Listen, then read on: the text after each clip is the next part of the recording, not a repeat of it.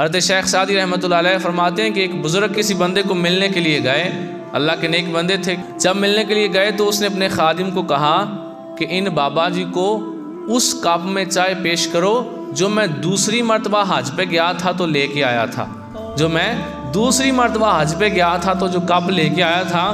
اس میں ان کو چائے پیش کرو۔ تو وہ بزرگ فرمانے لگے اللہ کے بندے تو نے ایک جملے میں اپنے 2 حج ضائع کر دیے ہیں، تو نے دکھاوا کر کے اپنے دونوں حج ضائع کر دیے ہیں کہ تو فخر کر رہا ہے، دکھاوا کر رہا ہے، مجھے بتا رہا ہے کہ میں نے 2 حج کیے ہوئے ہیں، تو مجھے نہ بتاتا ویسے اسے کہہ دیتا مکہ شریف والے کپ میں سے چائے دو یا مدینہ شریف والے کپ میں سے چائے دو، تو پھر بھی اس نے کپ تو وہی اٹھانا تھا۔ تو نے جو یہ کہا کہ میں نے دوسری دفعہ حج پہ گیا تھا تو جو کپ لے کے آیا تھا اس میں چائے دو، تو ریاکاری کر کے تو نے اپنے دونوں حج ضائع کر دیے ہیں۔ تو جو اس طرح نیکی کے اوپر جتلائے اور نیکی کے اوپر جو ہے وہ اپنی نیکی کو ریاکاری کے انداز میں پیش کرے، پھر اپنے اس بھائی کو سمجھائیں کہ یہ آپ نیکی کو جو ہے وہ ختم کر رہے ہیں اور نیکی کی دعوت دینا یہ تو اتنا زیادہ ضروری ہے کہ میرے آقا صلی اللہ تعالیٰ علیہ وآلہ وصحبہ وسلم آپ ارشاد فرماتے ہیں کہ ایک گاؤں تھا جو کہ سارے کا سارا گناہوں میں ملوث تھا، پوری کی پوری بستی گناہ گار تھی،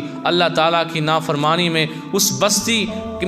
کے اندر صرف اور صرف ایک بندہ تھا جو کہ اللہ تعالیٰ کی فرما برداری کرتا تھا، باقی ساری کی ساری بستی اللہ تعالیٰ کی نافرمان تھی۔ اللہ تعالیٰ کو غصہ آیا، اللہ نے حضرت جبرائیل علیہ السلام کو بلایا اور فرمایا جاؤ یہ ساری کی ساری بستی کو نیست و نابود کر دو، ساری کی ساری بستی کو جو ہے وہ زیر و زبر کر دو، اٹھا کے پھینک دو نیچے، سارے کے سارے مر جائیں۔ حضرت جبرائیل علیہ السلام عرض کرتے ہیں یا اللہ اس بستی میں تیرا فلاں بندہ بھی ہے جس نے پلک جھپکنے تک بھی تیری نافرمانی نہیں کی، جس نے کبھی تیرے کسی حکم کو نہیں توڑا، اس نے کبھی تیرے احکام کے خلاف وہ نہیں گیا، تو اس کا کیا کرنا ہے؟ اللہ فرماتا ہے فَإِنَّ وَجْهَهُ لَمْ يَتَمَعَّرْ فِيَّ سَاعَةً قَطُّ،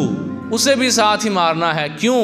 جب اس کے سامنے لوگ میری نافرمانی کرتے تھے اس کے چہرے کا رنگ کیوں نہیں بدلتا تھا، اسے غصہ کیوں نہیں آتا تھا؟ یہ الفاظ ہیں کہ فَإِنَّ وَجْهَهُ لَمْ يَتَمَعَّرْ فِيَّ سَاعَةً قَطُّ، اس کے چہرے کا رنگ کیوں نہیں بدلتا تھا؟ اس کا چہرہ تو سرخ ہو جاتا نا، اسے غصہ تو آ جاتا کہ یہ لوگ میری نافرمانی کر رہے ہیں۔ یہ اس حدیث میں منہ سے بولنے کا ذکر نہیں ہے کہ یہ منہ سے روکتا کیوں نہیں تھا، ہاتھ سے روکتا کیوں نہیں تھا، یہ ذکر ہے کہ جب اس کے سامنے لوگ میری نافرمانی کرتے تھے اس کے چہرے کا رنگ کیوں نہیں بدلتا تھا، اس کا چہرہ سرخ ہو جاتا، اسے غصہ آ جاتا تو میں پھر بھی اسے بخش دیتا، لیکن ساری بستی کے ساتھ اسے بھی اٹھا کے زمین پہ مار دو تاکہ اسے پتہ چلے صرف اپنی آخرت کو سنوار لینا کمال نہیں ہے، اپنے معاشرے میں برائیوں کو روکنا بھی اللہ کے حکموں کے اوپر عمل کرنے کے برابر ہے۔ تو لہٰذا جو برائی کو جو دیکھ کر روکتا نہیں ہے، نیکی